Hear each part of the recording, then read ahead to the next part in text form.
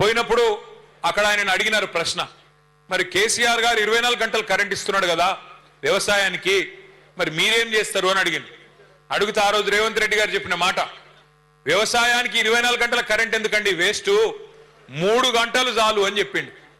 3 గంటలు కరెంట్ ఇస్తే చాలు, దినం 3 గంటలు ఇస్తే చాలు, అంతకంటే ఎక్కువ అవసరం లేదు అన్నాడు. కానీ నిన్న ప్లేటు ఫిరాయించి మాట మార్చి ఏం చెప్తున్నాడు, 24 గంటల కరెంట్ ఇయనికే నేను రైతు డిస్కామ్ పెడుతున్నా, రైతుల కోసం ప్రత్యేకంగా ఎట్లయితే ఎస్పీడీసీఎల్ ఎన్పీడీసీఎల్ ఉంటుందో అట్లాగే కొత్త డిస్కామ్ పెడుతున్నా రైతులకు అంటున్నాడు. నేను ఒక్కటే మాట మిమ్మల్ని అడుగుతున్నా, రేవంత్ రెడ్డి చెప్పింది చేయడు, చేసేది చెప్పడు. ఆయన అలవాటు అది ఇప్పటికే అర్థమైంది మనందరికీ. నేను ఉత్తగానే చెప్తలేను ఈ మాట. ఇగో ఇప్పుడు ఒకటే చిన్న మాట, ఇక్కడ మా ఆడబిడ్డలు ఉన్నారు.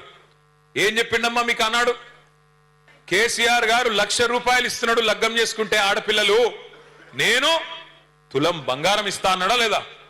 అన్నాడా? తులం బంగారం ఇచ్చుడు కాదు, అగో తెలంగాణ తల్లి ఉన్నది అక్కడ, ఆ తల్లి నెత్తి మీద కిరీటం ఎత్తుకపోయిండు, వడ్డానం కూడా ఎత్తుకొని పోయిండు, అవి కూడా మాయం చేసిండు. బంగారం కిరీటం ఎత్తుకపోయిండు, బంగారం వడ్డానం కూడా మాయం చేసిండు. గంత దొంగ.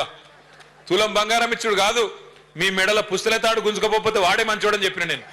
కొంతమంది నమ్మిర్రు, కొంతమంది నమ్మలేదు. హైదరాబాద్ లో మీరెవ్వరు నమ్మలే. కంటోన్మెంట్ లో ఆ రోజు లాస్యా నందిత పోటీ చేస్తే 18,000 ఓట్ల మెజారిటీతో మీరు కూడా ఆనాడు గులాబీ జెండాని గెలిపించిండ్రు.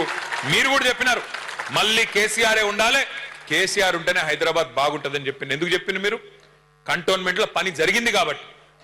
మీరు అనుకోలే అన్నాడు కంటోన్మెంట్ వేరు, ఈ బోర్డు వేరు, ఇది మిలిటరీ వాళ్ళ చేతులు ఉంటుందట, రాష్ట్ర ప్రభుత్వం చేతిలో ఉండదట అనే ఒక కథ ఉండే ఇక్కడ. కానీ కేసీఆర్ గారు మీ కోరిక మేరకు, ఆ రోజు సాయన్న గారు ఎమ్మెల్యేగా ఉండే, వారి కోరిక మేరకు ఒకటే ఒక్క మాట మీదకెళ్ళి హైదరాబాద్ అంతా ఎట్లయితే మీరు 20,000 లీటర్లు ఉచితంగా ఇస్తున్నారో మాకు కూడా ఇయ్యాలే అని ఒక్క మాట అడిగితే, ఆ ఒక్క మాట మీదకెళ్ళి ఆ రోజు కేసీఆర్ గారు నిర్ణయం తీసుకొని కంటోన్మెంట్ లో 20,000 లీటర్లు ఉచితంగా ఇచ్చిన వాటా వాస్తవం కాబట్టి మనం గెలిచినాం. ఆ రోజు రూపాయికే నల్లా కనెక్షన్ ఇచ్చుకున్నాం. ఆ రోజు 1 కాదు 2 కాదు ఎన్ని పనులు చేసినాం. మీ మిలిటరీ వాళ్ళు సతాయిస్తుంటే, మాటి మాటికి రోడ్లు బంద్ చేస్తుంటే నేను తిరిగిన ఉత్తరాలు పట్టుకొని ఆ కేంద్ర మంత్రుల చుట్టూ, రక్షణ మంత్రులు, సార్ ఇట్లా మీరు రోడ్లు బంద్ చేస్తే హైదరాబాద్ లో ఆగమాగం అవుతుంది, మా కంటోన్మెంట్ లో ప్రజలు ఆగమాగం అవుతారు, ఇష్టానుసారంగా అడ్డగోలుగా రోడ్లు బంద్ చేయొద్దు మీరు అని డిమాండ్ చేసినాం మనం.